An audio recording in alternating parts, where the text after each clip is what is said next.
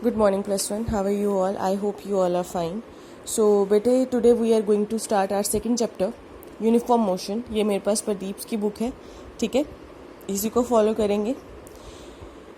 Uniform motion मतलब आपको पता ही है कि जब हमने 10th में थोड़े फिजिक्स के न्यूमेरिकल किए थे, यूनिफॉर्म मोशन का मतलब होता है अगर एक ग्राफ पे एक ट्रेन या कोई कार है, तो अगर हम वो ये सोचे कि हम अगर 5 किलोमीटर वो 2 मिनट में जा रही है, तो 10 किलोमीटर वो 4 मिनट में जाएगी, 15 किलोमीटर वो 6 मिनट में जाएगी. मतलब डिस्टेंस भी 5 किलोमीटर इंक्रीज़ होता जाएगा और टाइम भी 2 मिनट जो है वो इंक्रीज़ होता जाएगा. ठीक है, तो एक प्रॉपर स्ट्रेट ग्राफ बनता है, इसीलिए हम उसे बोलेंगे यूनिफॉर्म मोशन. तो इसी मोशन को हमने इस चैप्टर में थोड़ा डिटेल में पढ़ना है. Clear? The branch of physics which deals with the study of motion of material object is called mechanics. ठीक है, फिजिक्स की वो ब्रांच जो किसी चीज़ के मोशन को लेके चलती है या मोशन के बारे में बताती है, उस स्टडी को हम क्या बोलेंगे? मैकेनिक्स. ठीक है, और mechanics can be broadly classified into following branches. Statics, ये मैकेनिक्स के अंदर ही आएगा. स्टैटिक्स आएगा सबसे पहले. It is a branch of mechanics which deals with the study of material object at rest. Static हम उसे बोलेंगे जब किसी कोई ऑब्जेक्ट हमारा किसी रेस्ट पोजीशन पे होता है, तो ठीक है. Next is kinematics. Kinematics, it is that branch of mechanics which deals with the study of motion of material object without taking into account of factor. Kinetics वो है कि किसी भी ऑब्जेक्ट का वो मोशन या वो मैकेनिक फोर्स या वो मैकेनिक मोशन जिसमें नेचर ऑफ फोर्स काउंट नहीं होती, नेचर ऑफ बॉडीज काउंट नहीं होती, विच कॉजेज मोशन. ठीक है, मतलब time factor plays an essential role. The term kinematics is derived from a Greek word kinema meaning motion. Clear? Now third is dynamic.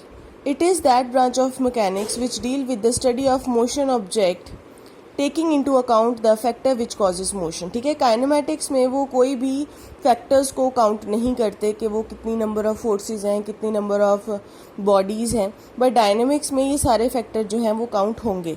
ठीक है बेटा, तो हमारे पास मैकेनिक्स की 3 ब्रांच आती हैं. स्टैटिक्स, जिसमें कोई भी जो ऑब्जेक्ट है वो रेस्ट पोजीशन पे हो. काइनेमैटिक्स में कोई ऑब्जेक्ट मोशन तो कर रहा है, बट उसमें क्या है, हमने साइड वाइज जो हैं चीज़ें वो काउंट नहीं करते, हम साइड के जो फैक्टर्स हैं वो काउंट नहीं करते. डायनेमिक्स में वो सारे जो फैक्टर्स हैं वो काउंट होंगे. Clear? Now next is object in motion. Clear? एक तो हो गया रेस्ट और एक हो गया motion.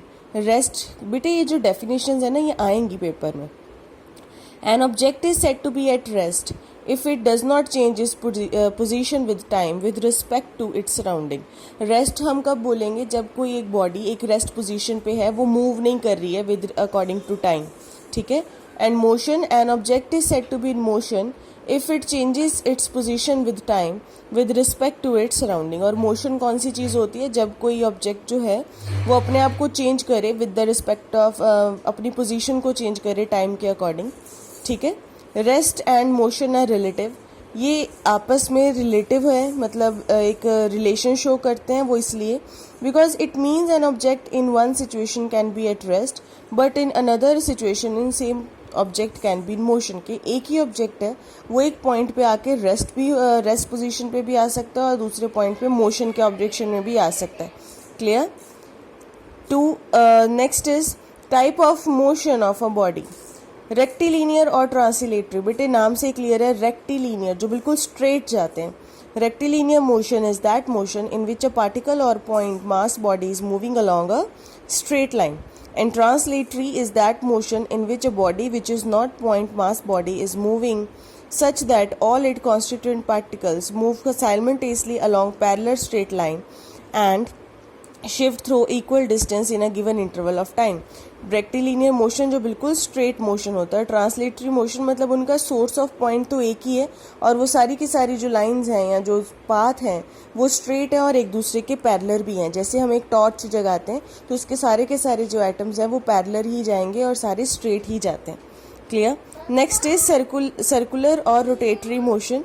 Circular motion is that motion in which a particle or a point mass body is moving on a circle. Moving on a circle आएगा बेटा. सर्कुलर मोशन मतलब जब कोई एक ऑब्जेक्ट जो है वो सर्कल की फॉर्म में जो है रोटेट कर रहा है, मूव कर रहा है.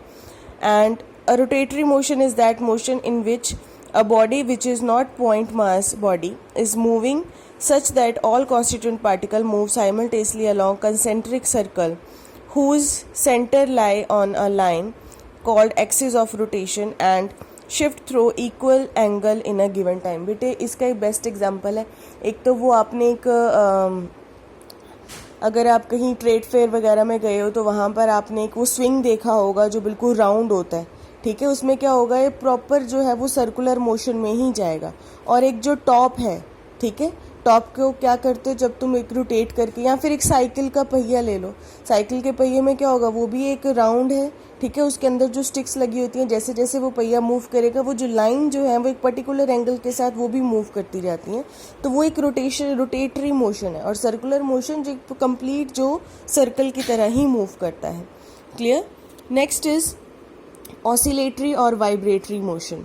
Oscillatory motion is that motion in which a body moves to find fro or back and forth rapidly about a fixed point in a definite interval of time. Oscillatory motion का मतलब simple सी बात है, एक swing जो हम लेते हैं, ठीक है, आगे और पीछे जाने वाला जो मोशन है उसे ऑसिलेटरी मोशन बोलेंगे हम, जैसे पेंडुलम का मोशन होता है. क्लियर. और वाइब्रेटरी मोशन कैसे होता है कि जैसे एक स्ट्रिंग है, ठीक है, ये अगर स्ट्रिंग है तो वो अप एंड डाउन जाएगी इस तरह से. अगर एक रबड़ बैंड है, रबड़ बैंड को हमने थोड़ा स्ट्रेच कर दिया, फिर उसमें हमने थोड़ा सा ऐसे टिंक करेंगे तो वो क्या है, जो रबड़ बैंड है वो अप एंड डाउन पोजीशन पे जाता रहेगा. ठीक है ना, तो वो वाइब्रेटरी मोशन आ जाएगा. और जो एक स्विंग है अगर वो आगे और पीछे, मतलब ये इन्होंने वर्ड एक पर्टिकुलर यूज़ किया, फ्रो और बैक, ठीक है, आगे और पीछे, तो ये एक स्विंग का मोशन है, उसे हम ऑसिलेटरी मोशन भी बोलेंगे. Clear. At a fix point, उसका जो एक फिक्स पॉइंट होगा उसे हम मीन पोजीशन बोलते हैं. Clear. And after that concept of mass object. Thus an object can be considered as a point object if during motion in a given time it cover distance is much greater than its own size. कि इन्होंने ये बोला कि object जो है जिसे हम point object के तौर पे काउंट करते हैं, ड्यूरिंग अ टाइम वो कितना कवर डिस्टेंस जो है वो अपने खुद के साइज से ज़्यादा डिस्टेंस जो है वो कवर कर लेता है. Clear. For example, while studying the revolution of earth around the sun, the diameter of earth being very small is as compared to the length of orbit around the sun, the earth can be regarded as a point object. Similarly, a car traveling a few hundred kilometer distance can be taken as a point object, but if a car is traveling a distance which is not very large as compared to the size of car, then the car cannot be taken as a point object. Clear. मतलब उनका कहने का ये मतलब है कि body का इतना साइज नहीं होता जितना वो डिस्टेंस कवर कर लेती है. ठीक है, जैसे उन्होंने एग्जांपल दिया हमें अर्थ और सन की. अर्थ और सन का जो डिस्टेंस है वो काफ़ी ज़्यादा है, और वो पूरा ऑर्बिट जो है वो अर्थ 365 डेज में कंप्लीट करती है. ठीक है, तो उनका कहने का मतलब है कि अर्थ का साइज़ उतना नहीं है जितना वो डिस्टेंस कवर कर लेती है. ठीक है बेटे, तो ये पॉइंट मास ऑब्जेक्ट का एक फिनोमिना कह सकते हैं हम लोग. आगे आएगा फ्रेम ऑफ रेफरेंसेस. फ्रेम की जहाँ बात आती है तो हम उसके एक्सिस की बात करते हैं कि आपको पता है ग्राफ में आप कैसे बनाते हो, ये एक्सिस बनाते हो, इन्हीं ये है X axis, Y axis and Z axis. Clear. तो ये हमारे रेफरेंस पॉइंट भी हैं. क्लियर. तो when a point object is in motion, we want to specify its position, then we need to use a reference point and a system having a set of axes. The most convenient system is a rectangular coordinate system consisting of three mutually perpendicular axes labeled x, y and z. ये बेटे एक rectangular एक axis है हमारे पास. ये सारे के सारे जो एक्सिस है वो एक दूसरे के परपेंडिकुलर है. देखो ध्यान से, y जो है वो x पे परपेंडिकुलर है, x जो है वो z पे परपेंडिकुलर है और y z पे. ठीक है, तो ये सारे तीनों के तीनों एक दूसरे पे परपेंडिकुलर फॉर्म में आते हैं. So the point of intersection of O